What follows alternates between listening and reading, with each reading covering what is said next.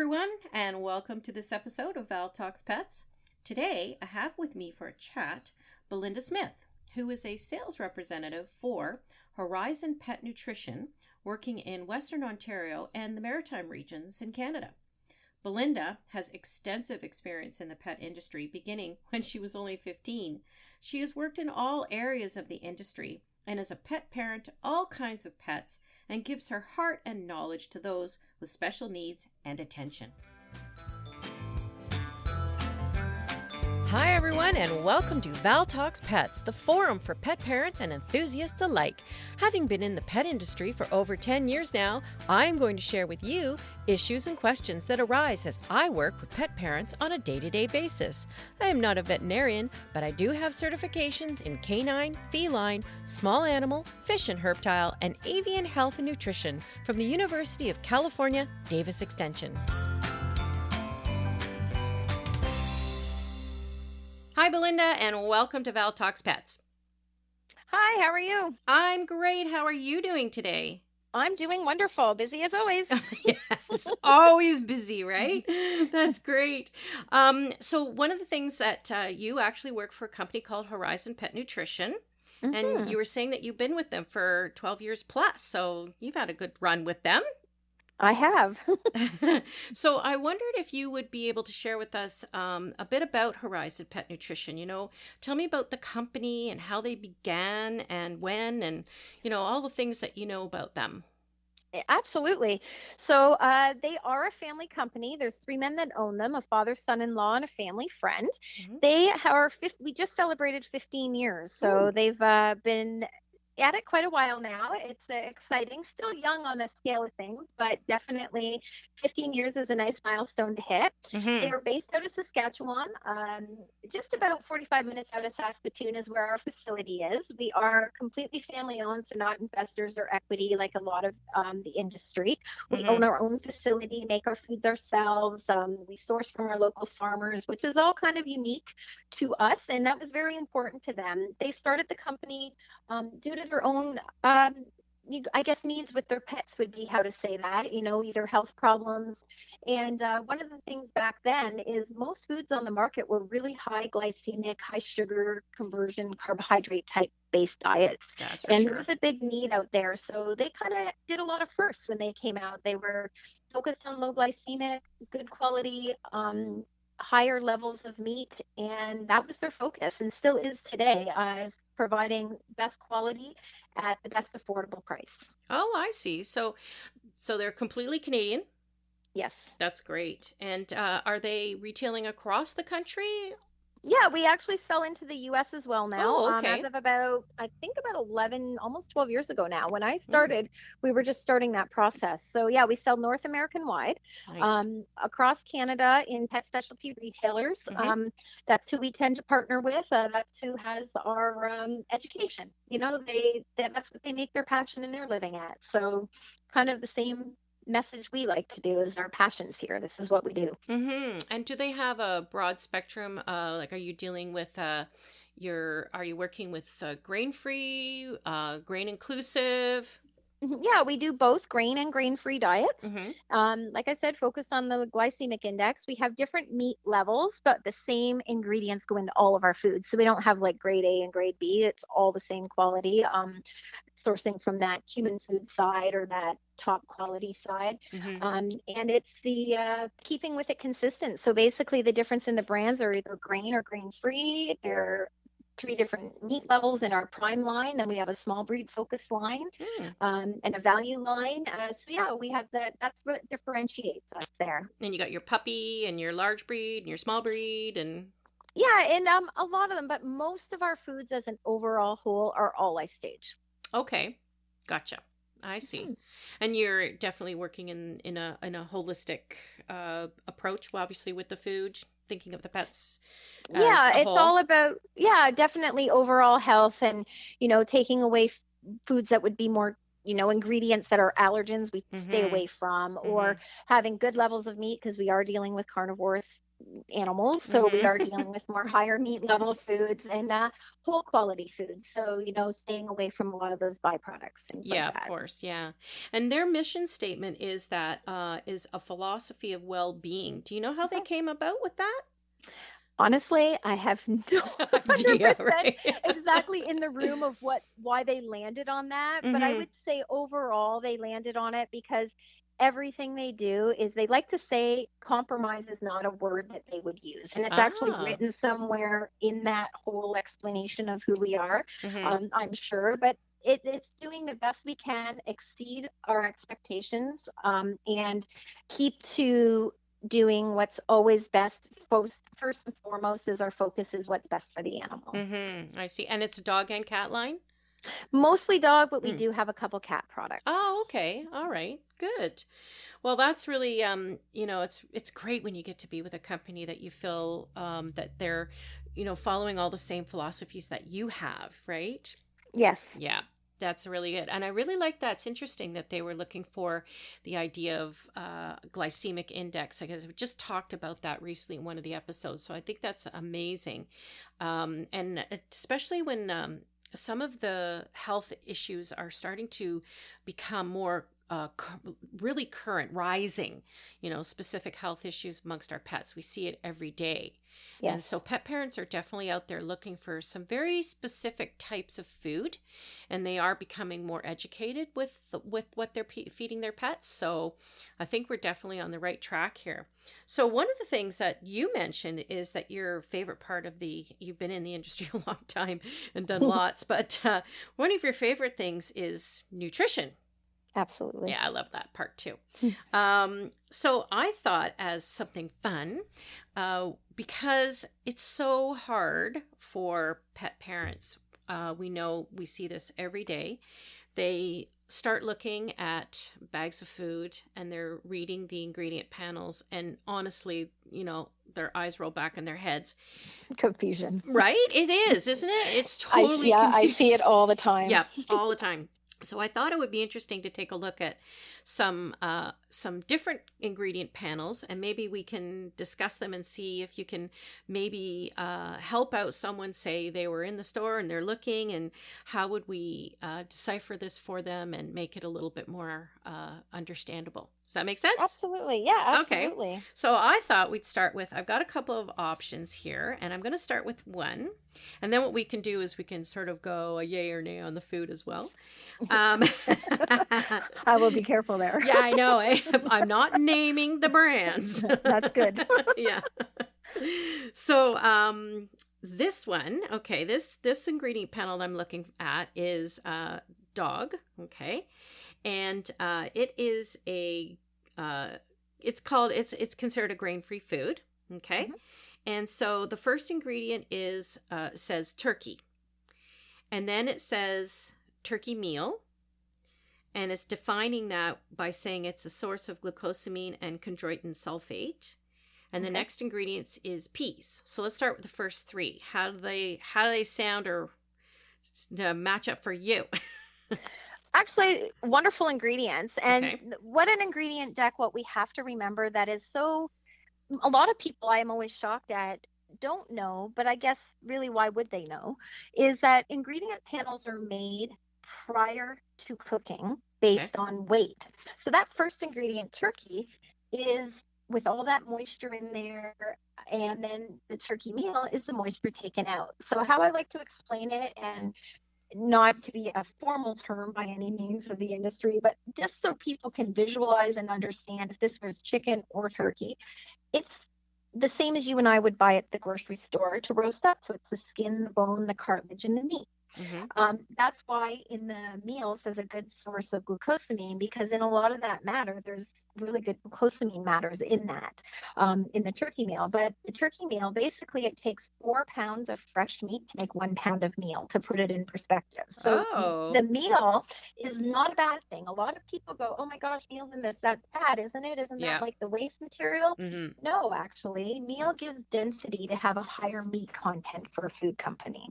So basically that fresh turkey, if it's, let's say, 60% water, Mm-hmm. at the beginning, when it cooks out, moisture cooks out. We steam it out, it comes out in the cooking.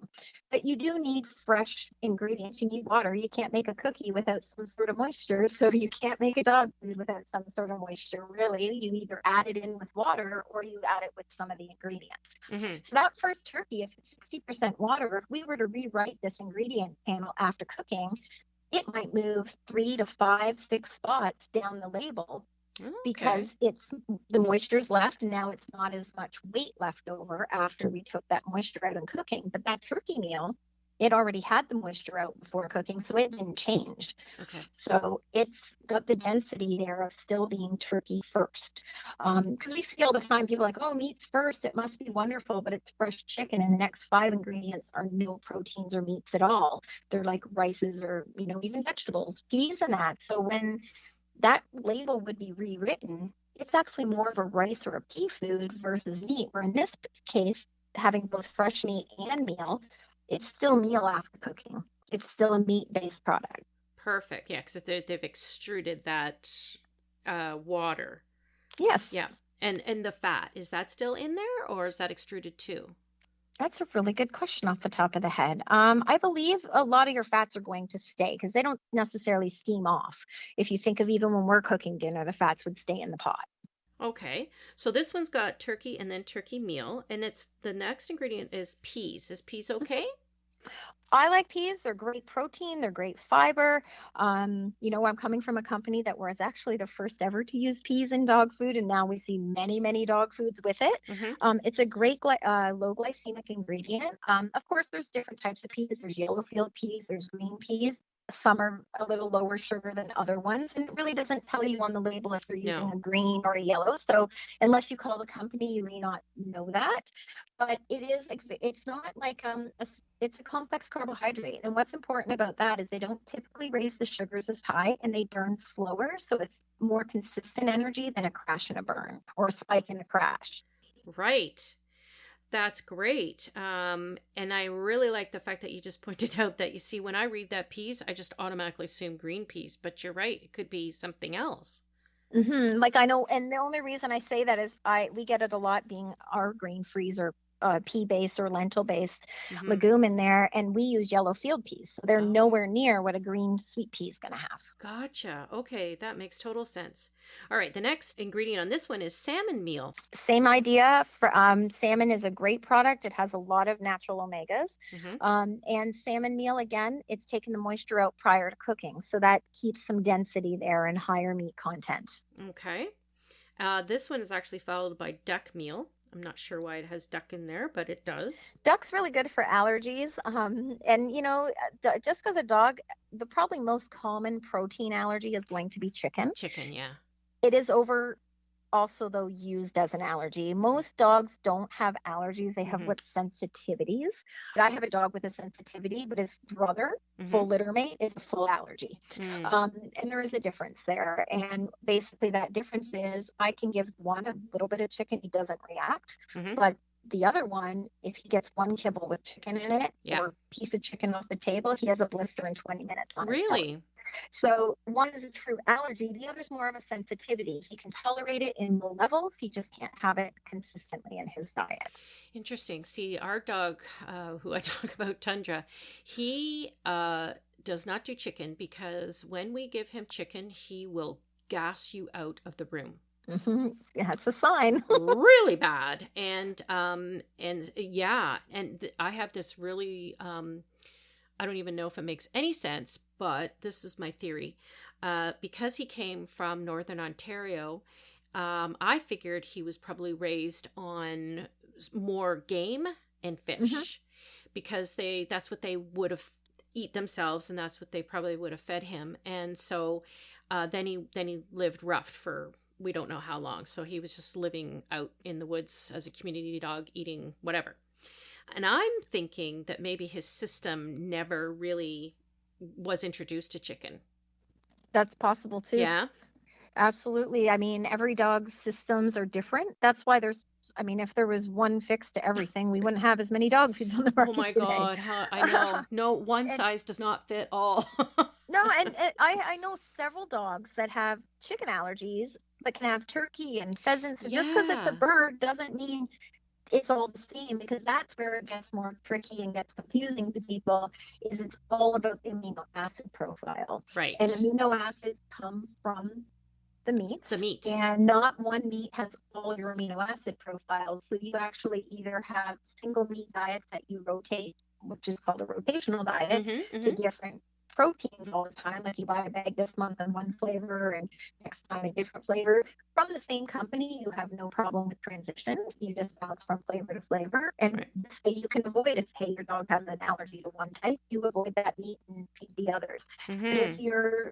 if we look back, because I've been in the industry 32 years, over 20, 25 years ago, most foods on the market were multi-meat. They had 3 to 5 proteins in it. We didn't see allergies like we do today. And a lot of allergies, there's some research out there that indicates it's because we've now gone into these single meat diets and fed nothing but the same thing over and over. But then the dog doesn't necessarily get a true amino acid profile balance. So then we get an allergy where if we're bouncing around, we're balancing that out. Right. Now, I'm looking also that this particular product has a lot of other things in here too, but one, because for example, they have sweet potato and Mm-hmm. they've got pumpkin and cranberries and blueberries and A lot of the same marigolds, with us. Great amino acids from those or antioxidants, yeah, antioxidants. green A lot of tea. benefits there. Yeah, sweet potato. Yep. A lot. What's interesting, and when we take a step back and we look at dog nutrition, if we kind of relate it somewhat to ourselves, it's not 100% the same, so I'm not saying that, but there's a lot of similarities. A sweet potato is a complex carbohydrate. It's healthy for us versus a white, big, high carb Mm-hmm. sugar spike and crash. So dogs have a lot of the same similarities. Sweet potatoes going to be healthier than a white potato. Peas and Mm-hmm. lentils are going to be better than maybe, like a simple corn that's higher in sugar and simple crash and burn. Right. Yeah, we just actually did dehydrated some sweet potato last night. And For treats? yeah, because he really likes them. So we thought we'd try it in the air Great fryer. idea. Yeah. So, yeah. One product that's in here is dried egg. Mhm. So I know that egg is very high in, naturally high in taurine, but also methionine and cysteine. Mhm. But when it says it's dried egg product, what exactly is it telling us with that? Do you know? This is where it gets tricky. I know I've even questioned it sometimes. It depends on who, when you go for your bags for your permittal stuff, of what they allow you, whoever, to call it. So Mm. egg product, liquid egg product, they can be the exact same thing and just different terminology on who you got to approve that label. But at the end is egg product. Um, to have the exact breakdown, each company may have a slight variation Mm-hmm. of what is in that. And dried egg product can be the same idea. They've just taken that egg and dried it out prior to adding it to the food. So again, a little more density if it's been dried out and higher up on the ingredient pack. Okay. All right. So that's good. So that's a good thing. We like to see that, right? Yeah, egg is not a bad thing. If you have a dog with a true chicken allergy, you won't want to see egg because the yolk and the meat have the same amino acids that would be causing that allergy. Oh, interesting. That's very interesting. But at the same time, an egg is probably, I think, if I've read correctly, if I remember correctly, let's say, is an egg is your only truly balanced amino acid ingredient. Right. Has everything you need.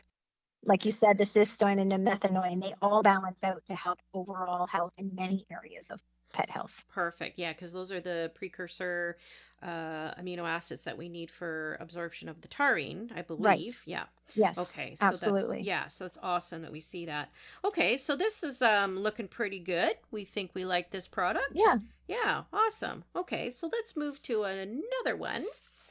Now this one starts off with their first ingredient is corn.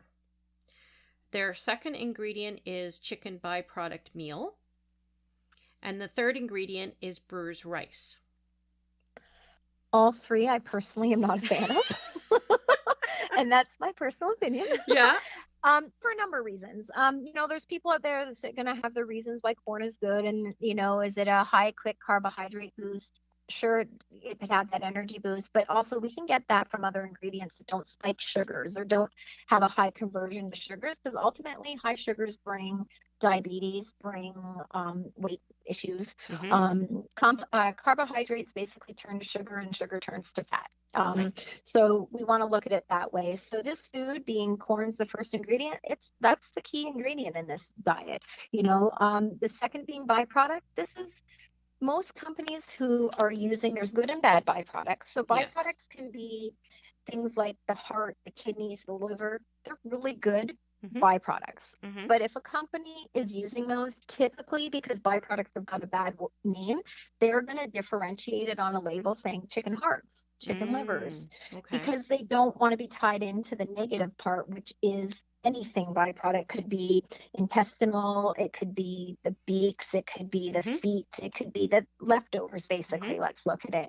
So some of those ingredients you would not want as well. Right. And again, the word meal just means the moisture was taken out prior to the cooking, versus being left in. Okay. Now, the third ingredient was brewer's rice. A lot of people I get, isn't that a baker's rice? Isn't that a good thing? It's typically the waste material left from beer production. So there's not a lot of waste, not a lot of nutritional value left in that. Right. And it's there to bulk the kibble.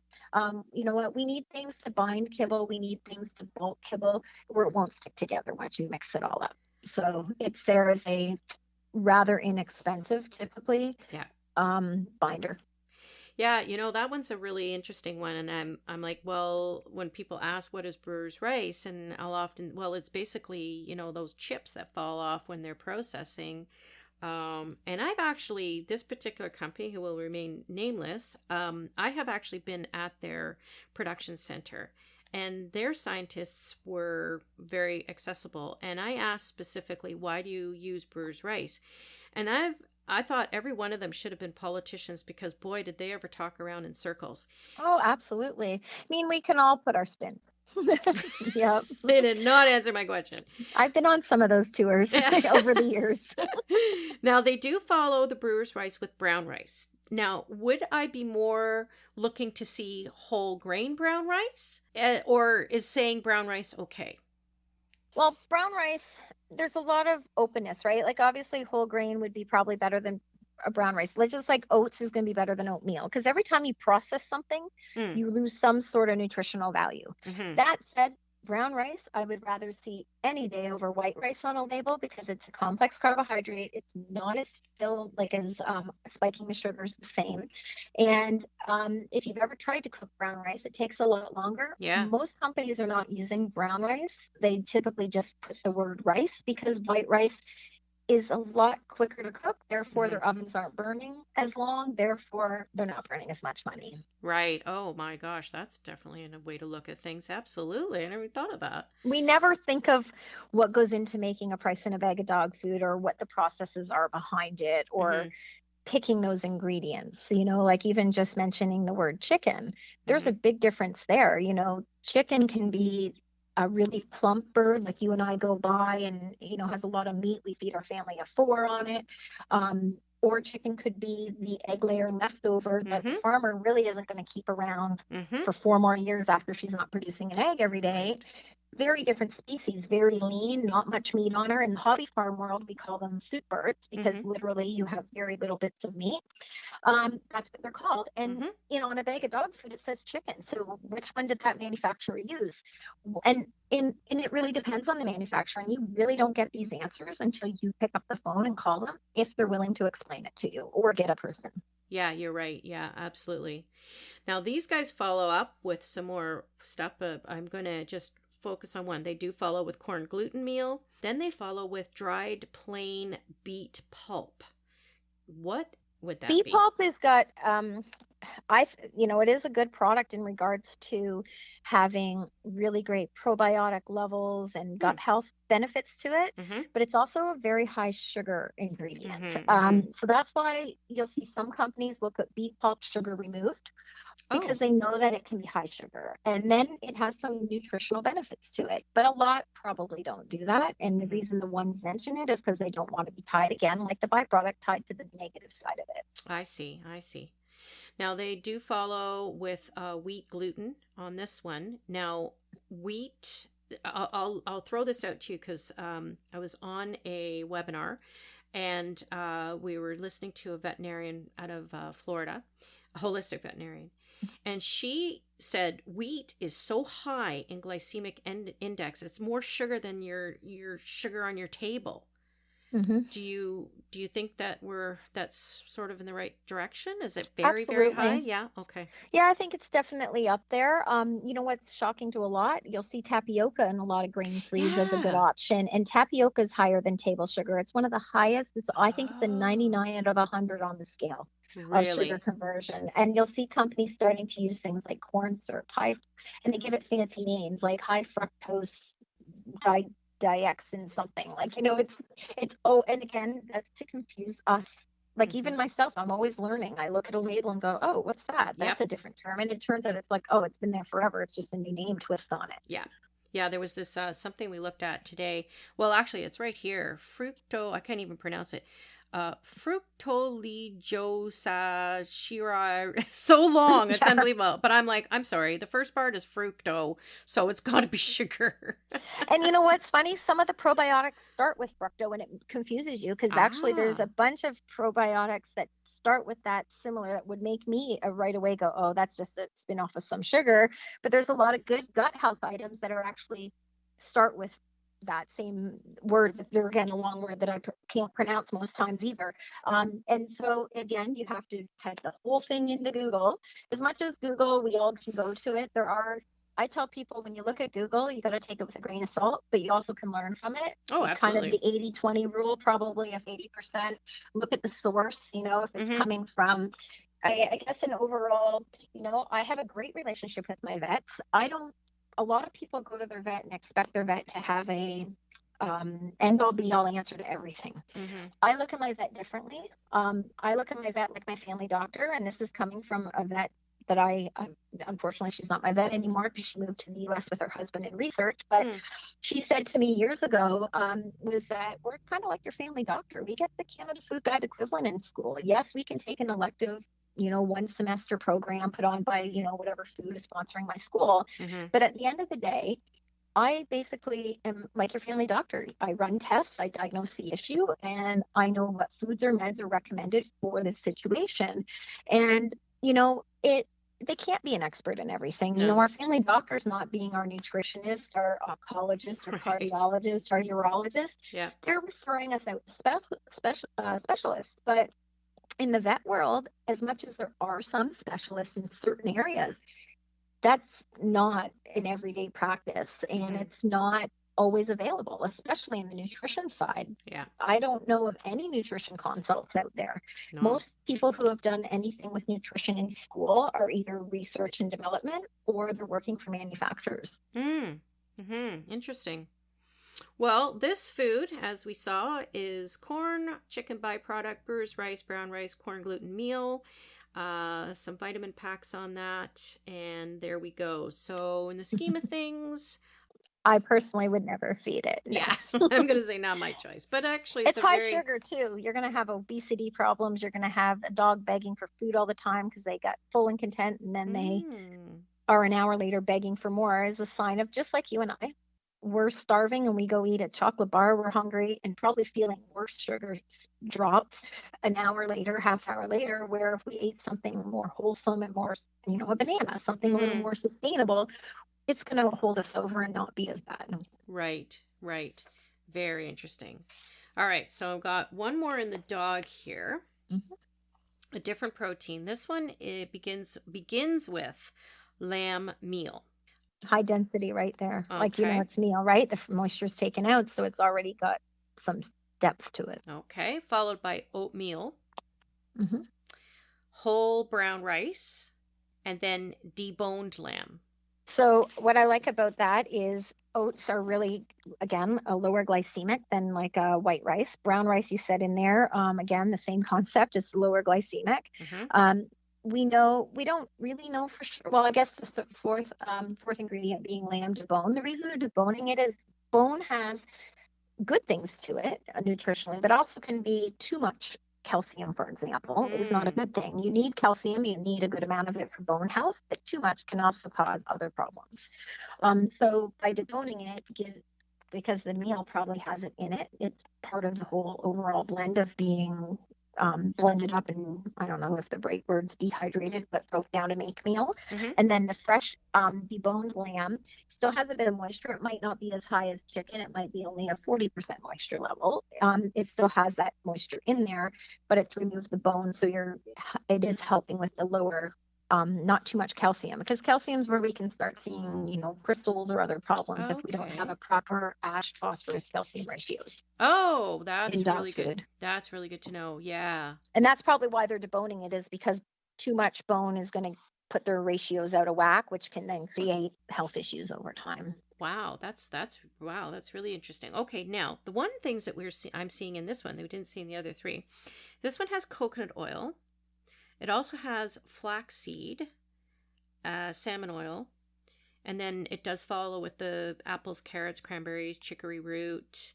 So they're adding all the nutraceutical or the holistic side of, how somewhat, it's humanizing.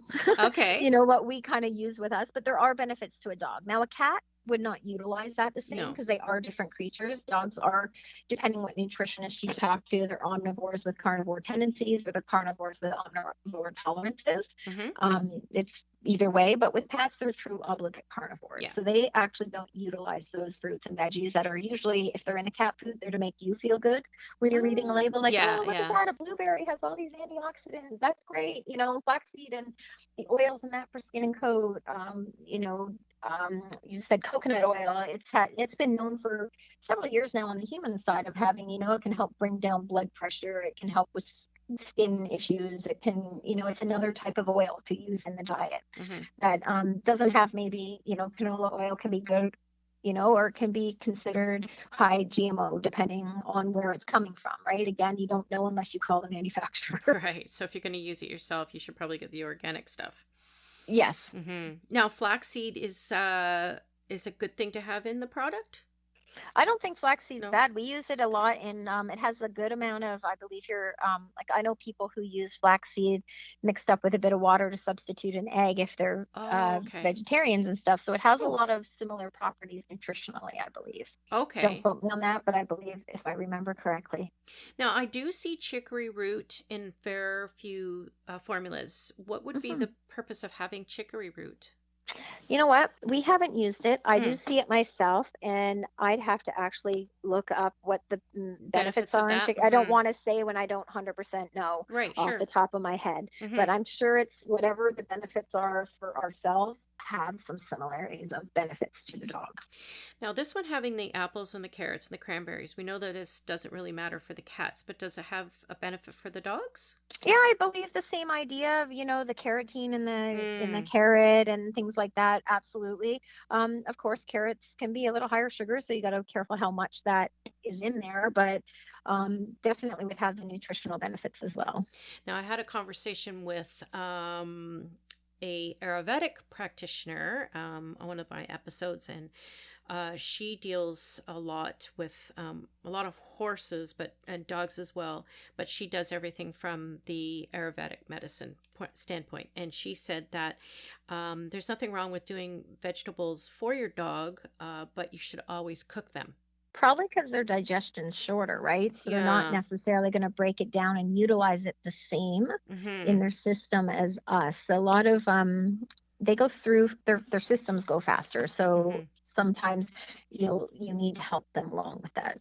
Right. Yeah. Would be the thought process, I'm sure. Yeah. I mean, they, I'm sure they like some, like I've always given this story, like we tried giving a raw carrot to the dog and he was like, I'm not eating that. But if we cook carrots, he'll eat them. And she said, oh, it's because he understands his own body. I'm like, okie dokie. I adopted a black lab that she used to not allow her dog to eat dinner. This lab I adopted, she would not let the dog eat dinner until it ate 2 or 3 carrots because it needed it for eye health. Oh, okay. And I was like, Okay. Okay. Same dog that I got at 132 pounds at 64 pounds today. Oh, wow. Yeah. Wow. That's amazing. So I think in scheme of things, this one will give a check mark too. Yes, Yeah. absolutely. All righty. Now, we're going to look at two examples in the cat world. Um, and this one, I think we'll start with this one here. And I'm going to, interesting because what you have just said, but we're going to look at this. So fresh chicken meat, it says 16%. And then it says dehydrated chicken meal, dehydrated herring. Now, that sounds good for a cat, but it's followed by whole oats, whole peas. Is that making any sense? Lentils? Yeah, it does. Because you need, like I said earlier, in order to make a kibble, you need something to bulk it. You can't, right. and you got to think of when you're making a dog kibble, that little pellet it's called extrusion, the process. Mm-hmm. It's like, think of it, I think the easiest way to kind of give it something to compare to would be like a needlehead. You can only put so much moisture through an eye needle before it's going to clog up and you're not going to be able to push stuff through it to make a nice ball. Plus, it's not going to make a ball if it's all moist. You really can't go make a meatball without adding rice or an egg to hold it together. Right. Same idea. Okay. You have to have some sort of fiber. Now, how much they add will depend on where they want the cost to come down. You know, a food with less meat and more carbohydrate, typically they're going to feed a little bit more of it, and it's going to probably cost per bag be a little less expensive than a food that's a higher meat food. I see. Now, from what you just said, there's a couple of things in here that look pretty good because we saw it started with the chicken meat and then the chicken, it says dehydrated. I'm assuming that's probably the meal. Dehydrated herring, and then it also has fresh turkey meal, whole herring, and then it also has fresh chicken giblets, liver heart, fresh turkey giblets, liver heart, chicken cartilage. It's telling us all that. And that's because, like I said, they don't want to put the word byproduct because they're all what would go under byproduct. That's if they right. lumped it all together. And if they not only lumped it together, but if there was 1% of any of, like, say, intestine matter, they would not be able to call it organ meat. They'd have to call it byproduct. So they're better to break those organ meats out. And when you said like there was a percentage, like 16%, they probably have a number. And this industry did it a lot. And it's funny because in Canada, even though our regulators, like with AFCO hitting our terminologies, we can get away with, like, the word fresh is not allowed truly on an ingredient panel according to AFCO. So if you were to go to the US and pull that, if that product's available in the US and pull it, they wouldn't have the word fresh chicken. They would just have chicken. Oh. Or and that 16%, they probably have, some companies do it. There's probably a handful of them that'll break down like a 70-30, like 70% of the protein comes from, like, that food that say is a 30% protein level dog food with 15% fat. That 30% of protein, 70% of it is coming from animal, be it meat, eggs, whatever. Mm-hmm. And then the other 30% coming from the vegetables. It might be the protein from peas or the, broccoli or whatever has the protein in there, usually the peas, the lentils, that kind of thing. So that's how, when you see those numbers, it says 70% animal protein inclusion. It's not 70% protein in the food. It's about a 30% protein food, but 70% of that protein is coming from the meat and the eggs. And the reason people started doing that is you can make a dog food with poor quality ingredients and still have a good protein level. I remember way back in the day when I first, I was probably 19 years old working in a pet store. There was a company that came out with a product, and their go-to was, look, I can make the same dog food with great ingredients, or I can make it with sawdust, motor oil, and a leather boot and get the same guaranteed analysis. But what would you rather feed your dog? The leather boot or the chicken meat? So that analogy has been out there in our industry for a long time because quality of protein matters, where it's coming from. And that's what they're trying to emphasize, is that 16% is of that number 70, let's say. If you add up all those numbers that are in brackets beside their ingredient, and this is what happens over in European, so this label would be used in Europe potentially as well, is that 16 and then maybe 8 in another ingredient and 21 in another ingredient. That's showing you what you're going to add up, it's going to come to that 70 if it's a 70-30 food. 70, you're going to get your 70 from all those ingredients if you I add them all up. see. That's really interesting because, you're telling, I've been driving this home in the last episode or two on, it's the overall quality. You have to realize that just because it says chicken there, it says chicken there, we need to know the quality of that chicken. Mm-hmm. And that company, what is the overall quality of that company and how they use their ingredients and what are they choosing? So yeah, this is great. Now, there's some interesting other little ingredients in here because now I'm kind of questioning. So it says it has butternut squash, pumpkin, cranberries, blueberries. And I'm also wondering why a cat would need that. Well, technically they're not utilizing it. Like we said, most cats aren't utilizing that. Becomes a human side. And, our animals' bodies changing because we're kind of forcing them to over the years. Sure, I guess we could argue that point to some degree, but it doesn't mean that they're necessarily absorbing or using the same nutrients from a blueberry that a dog would or you and I would. I see. So a lot of that comes down, like even in my own company, if you look at our dog food versus our cat food, we have a little higher meat in our cat food, but we don't have the fruits and vegetables in it because they just really don't utilize it. I see. So our nutritionist just says, don't do it. I understand that now. I really do. So it's more for, sometimes like if it's a cat's a true carnivore. So yeah, why would it need to eat butternut squash? And it probably whatever would. Yeah, and it's a kibble, right? So a cat on a kibble, we've always heard for years, also make sure you're mixing in some canned food, something with moisture, because they need that for their urinary health and their way they digest and that. So to make a kibble, we always have to have a binder, and they can't make a kibble with just meat. They have to have some sort of other ingredients to mix all together to stick it together. That makes total sense. So overall scheme of things, I think this is a check mark on this food. Yes, absolutely. Good. Yeah. All right. Well, here's a real fun one for you. So the first ingredient on this one is ground whole grain corn, followed by chicken byproduct meal, followed by the preservative in the tocopherol, which is animal fat, followed by corn gluten meal, soybean, and the rest brewer's rice, etc. Wheat. So a few things that popped out on me when you're saying that is you got corn gluten meal, then you've got whole grain corn, and this is what our industry would call fractionation of ingredients. Okay. Is that we're making it sound good that there's not as much of one ingredient, but we may have 3 different versions, like parts of the corn, which is the different pieces, the whole corn, the sorghum or not sorghum, the the meal, or it's all still corn. So it's a really high abundance of corn when you start putting them all together, and how that meat in the middle between the 2 corns doesn't really look as good anymore. and that byproduct is still, like we go back to, it's a byproduct. So is it the good byproducts? Chances are it's a mix of both. Or leaning to the other end, who knows, depending what that company chooses to use. Now, the other is soy has been known for years is hard to digest, hard to break down in general, dog or cat, especially probably more so even for cats, I would assume. But it's also high allergen. When we hear dogs, clumpy, dirty ears and chewing at their feet and hives and sores, these are all from allergen and common allergen ingredients. If it's in protein, if it's in meats, it's typically been chicken.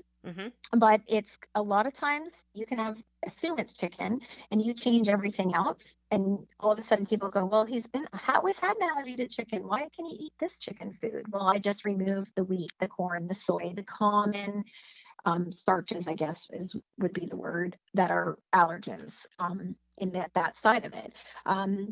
So that is the wheat, the fractionation there, the soy, they're all common games, I guess, to some degree with the fractionation that companies will do. And in regards to the quality of those ingredients is either affordability, which is funny because as the markets change, sometimes what used to be super affordable isn't becoming as affordable. And then you might see a formula change. Right. And the manufacturer does not have to tell you. They've changed the formula. They have 6 months to update their ingredient deck. And when they do change their bags, a lot of times, not always,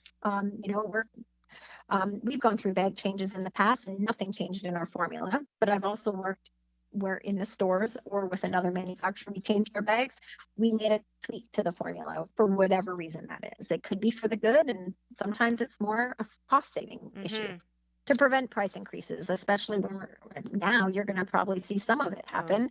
I can't think of any off the top of my head, but we're in a volatile market right now with everything's going up. Everything's gone everyone's way trying up. to figure out how can we not have a 12% increase and keep it to 8. So what can we tweak? Well, I can tell you that the one in the dog that we looked at that had started with corn, that one, I can tell you that a 35-pound bag of that is running approximately $106. Oh my God. I could tell you that. Now, that's obviously in Canada, but in Ontario. Now, one of the ingredients on this cat bag here that I had talked a bit about this in the last episode, but I wonder if you could weigh in on this. The preservative, the tocopherol that's being used is animal fat. That was the other thing. Yeah, let's talk about that. I personally like to see, I want to know what animal. Yeah. For years, we've always heard the word mystery meat or meat meal or animal fat. I want to know what animal it came from. Yeah. And the reason a company typically will use the word animal fat or meat meal even is because every bag could be a different blend. It could be a different mix. So, it could be a mix of 3 this time, 2 next time, 4, whatever they get on sale. It may be a different, a lot of bigger companies will have agents that their job is to go get them the best price of that ingredient, be it whatever it is. And so each time they make formulas, every month they could be using a different supplier versus having a contract with a consistent supplier and getting, I do hear people, especially when we're talking the lower quality of ingredient foods, they'll say, every time I open a bag, my dog has a soft stool for a couple days. Well, chances are it has meat meal or something like that in it because every bag has a slight different blend. So animal fat is not my personal, I want to know what it came from. I mean, everything with a label for me, I want to know what it is, where it came from, what's the quality of that. Like I said, I want to know, is that a layer bird or is that a meat bird? Is that coming from the other side of it we haven't even mentioned? Is just because it says chicken doesn't mean it came from the farmer next door, like in Canada. Something made in Canada doesn't even mean the ingredients came from here. As long as a large percentage of the cost, which is our manufacturing, our wages, our everything, doesn't mean one ingredient even went into that food came from Canada. There's a lot of importing of ingredients from China, Indonesia, Thailand, Brazil, all over the world. And that's a whole other, you could probably do a whole show on it. Yeah. That's a whole other side of the manufacturing world. And I don't know enough about it all to get into great detail, but I do know enough to say they have different regulations than our farmers here in Canada have. What they, when our farmer goes and buys a fertilizer, for example, or a treatment on their crop, they have to go, regulate it all. They have to report it. They have everything. A farmer importing ingredients from out of country doesn't even have to tell them what they use necessarily. Again, depending on what ingredient and what the terms are of importing from what country, every country has a different rule. Yeah, and that's a pretty scary thing. And I know that, there's certain things that we obviously have to import. We don't have a long enough growing season for a lot of things. Or we just don't grow certain things. Or we just don't grow certain things, right? Like we don't usually grow pineapple. Quinoa, but yeah, pineapple. And yeah, absolutely. We do have to bring stuff in. I know that, if you want to buy sweet potatoes, it's only a certain length of time that you can get them for in Canada, and then you have to bring them in from somewhere else that grows it. So absolutely. So we know that, but yeah, the big question is, where is this coming from? Absolutely. And there's good countries, don't get me wrong. Absolutely there is. Yeah. Italy's a GMO free country. There's that's awesome. Several places, and we do, every country has different things they do. Some do both qualities. They do a certain standard, and a manufacturer can say, I will only buy this quality, this standard, this whatever, and it has to meet my specs. And, that's something our owners do. If it doesn't hit a certain spec, it's not coming, and some companies have labs in-house. They test ingredients and know where it's coming. I know myself, for our company, we have an in-house lab that tests aflatoxins, molds, salmonellas, E. coli, everything, raw ingredients and finished product. A lot of companies do, and a lot of companies don't. So it's Yeah. just, again, it's hard. It's not an easy walk in the store, read a label, and you know everything. You can start there, but there's a lot of questions that you tend to need to ask outside. Yeah, and it's definitely issues with regards to regulation in the pet food industry. It's not very good. And, as for just what we just said, we need to know. We need to know the overall quality.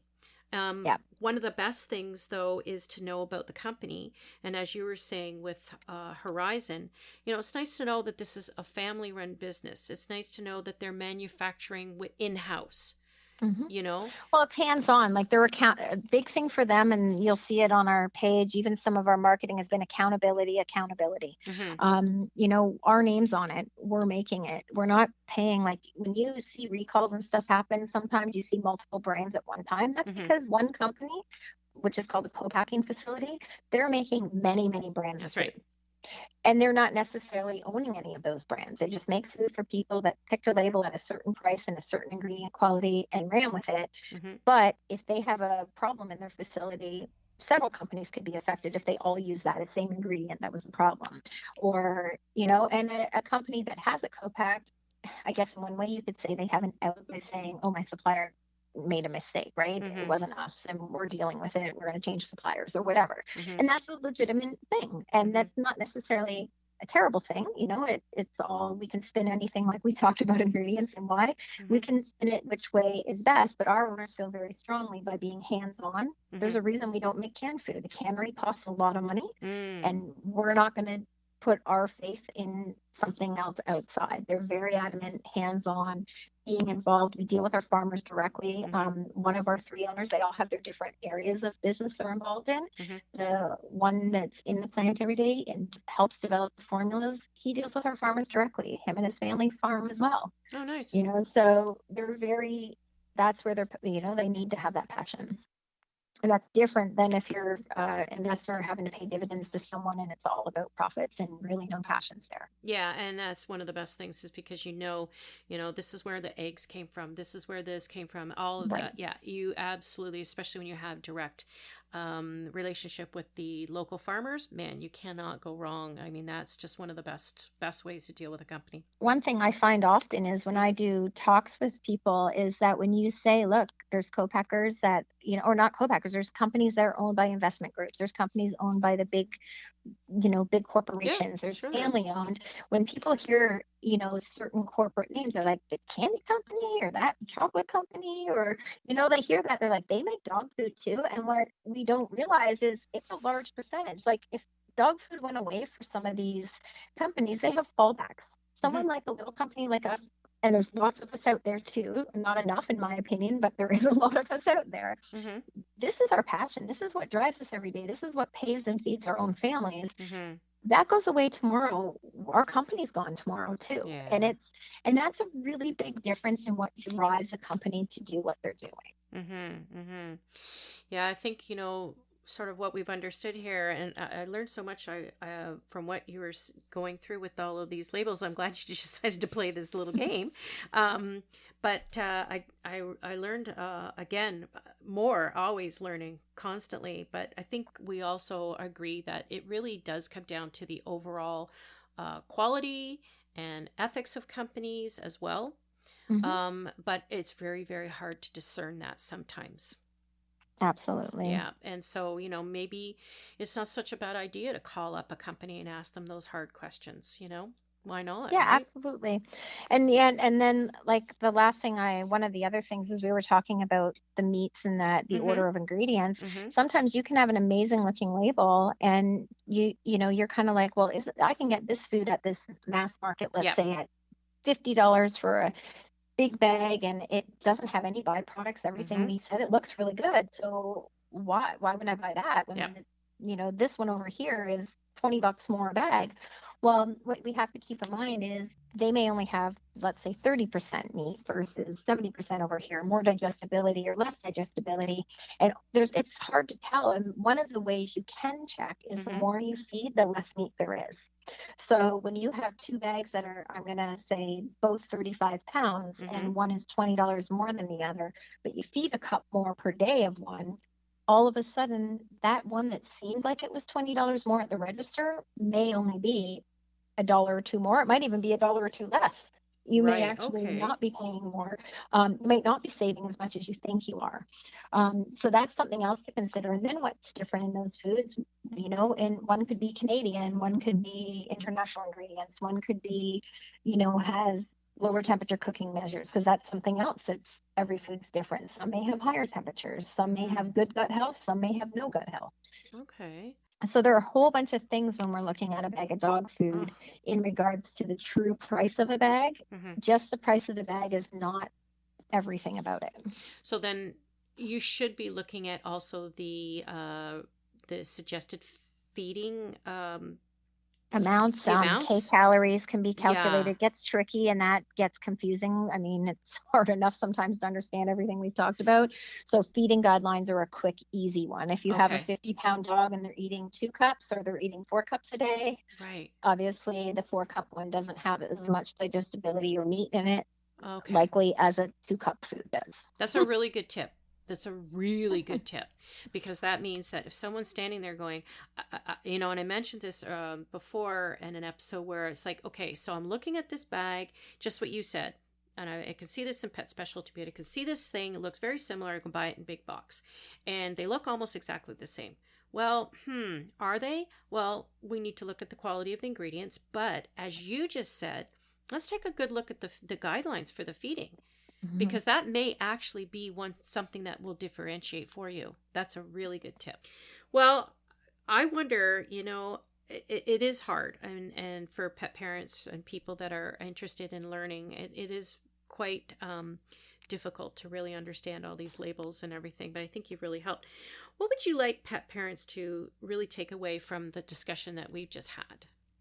Well, I think there's lots of things there. I think like the last statement of always reading your labels, trying to understand, but I think it can be confusing. I mean, obviously we have an internet today. We can find all kinds of stuff and kind of where is the source coming from. Don't just take one all be all kind of word.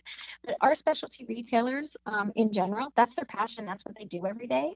A guy in, I'm going to say a grocery store or Walmart, whatever, they're probably not got the knowledge and education on how to guide you.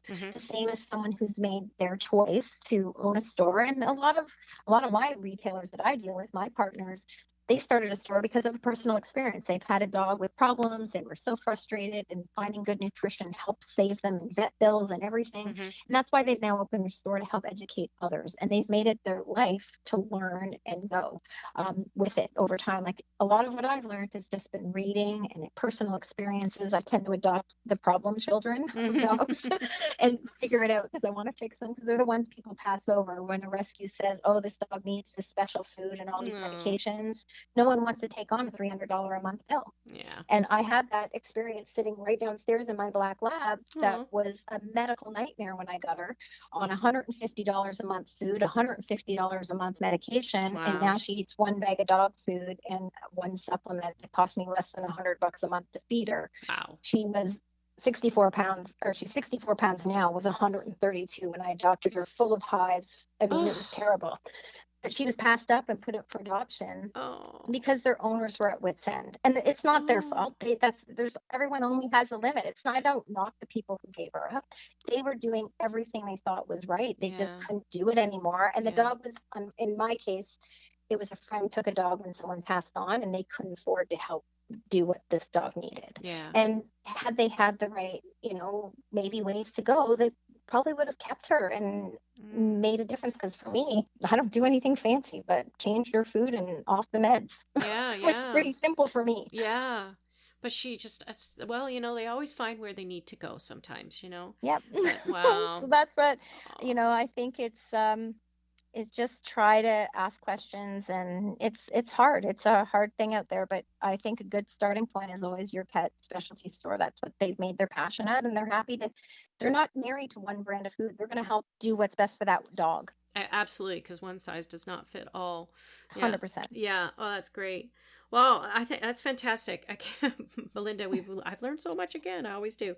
It's been an absolute pleasure speaking with you Thank today. you. And I really thank you for taking the time out of your very busy day to All talk good. I with like me. to talk. Don't we? Yeah. So, but yeah, I would love to revisit that. We can, chat about other things in the future. I would really like to do that. And Wonderful. yeah, that'd be great. So I thank you again for coming on to my show. And Thank you for having me. Yeah, thank you. We'll talk again soon, another time. Thank you. Have a great night.